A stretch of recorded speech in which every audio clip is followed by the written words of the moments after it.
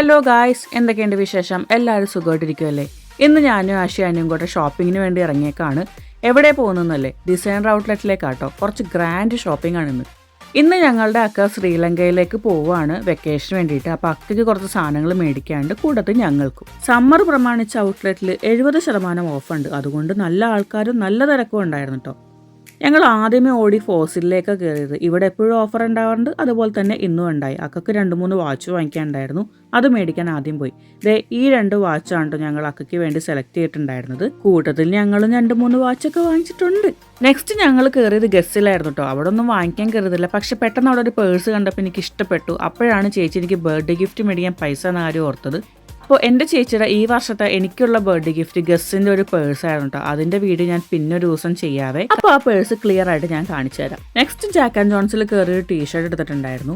നമ്മളിവിടെ സാധാരണ വന്നതിനൊരു ഡേ മൊത്തം ഇവിടെ സ്പെൻഡ് ചെയ്യാറാണ് പതിവ്. പക്ഷെ ഇന്ന് അതിന് പറ്റില്ല, അക്കയ്ക്ക് പോകാനുണ്ട്. അതുകൊണ്ട് ഒരു 3 മണിക്കൂറിൽ പരിപാടി നിർത്തി ഞങ്ങൾക്ക് വീട്ടിലേക്ക് തിരിച്ചു പോകണം. ഈ ഒരു സ്ഥലത്തേക്ക് വന്ന വേറൊരു ലോകത്തേക്ക് എത്തിയ പോലെ കേട്ടോ. നാട്ടിലേക്ക് പോകാനുള്ള എല്ലാ ആൾക്കാരും ഇവിടെ വന്ന് തന്നെ ഇരിക്കും മാക്സിമം ഷോപ്പിംഗ് ചെയ്യാണ്ടാവും. ബ്രാൻഡഡ് ആയിട്ടുള്ള സാധനങ്ങൾ കുറച്ച് റീസണബിൾ ആയിട്ട് നമുക്ക് കിട്ടും. 2 മണിക്കൂർ കഴിഞ്ഞപ്പോൾ തന്നെ ഞങ്ങൾ ക്ഷീണിച്ചു തുടങ്ങി. പിന്നെ ഫുഡിന് എന്തെങ്കിലും സ്ഥലം കണ്ടതിനെ കയറാതിരിക്കാൻ പറ്റില്ലല്ലോ, ഫുഡ് മുഖ്യം ബിഗിലേ. അങ്ങനെ കറി റെസ്റ്റിന്റെ ഒരു ഷോപ്പ് കണ്ടപ്പോഴേക്കും നമ്മൾ അവിടെ നിന്നു അത് മേടിക്കാന്ന് വിചാരിച്ചു. ഞാൻ നോർമലി ഒരു സോസേജ് കറി റെസ്റ്റിന്റെ ഒന്നും ഫാനല്ല. ഞാൻ ജർമ്മനി വന്നിട്ട് ഇതുവരെ കറി റെസ്റ്റ് കഴിച്ചിട്ട് കൂടിയില്ല. സോസേജ് ഇഷ്ടമല്ലാത്തതുകൊണ്ടാട്ടോ ബേസിക്കലി ഞാനത് കഴിക്കാത്തത്. ഞാൻ ആദ്യമായിട്ട് ഇന്നാണ് ടേസ്റ്റ് ചെയ്യാൻ പോകുന്നത്. അപ്പോൾ ഇവിടുത്തെ ഫ്രഞ്ച് ഫ്രൈസ് മതി എനിക്കെന്ന് പറഞ്ഞിട്ട് ഞാൻ അതാണ് കഴിച്ചുകൊണ്ടിരിക്കണേ. നല്ല അടിപൊളി ഫ്രഞ്ച് ഫ്രൈസ് ആയിരുന്നു കേട്ടോ.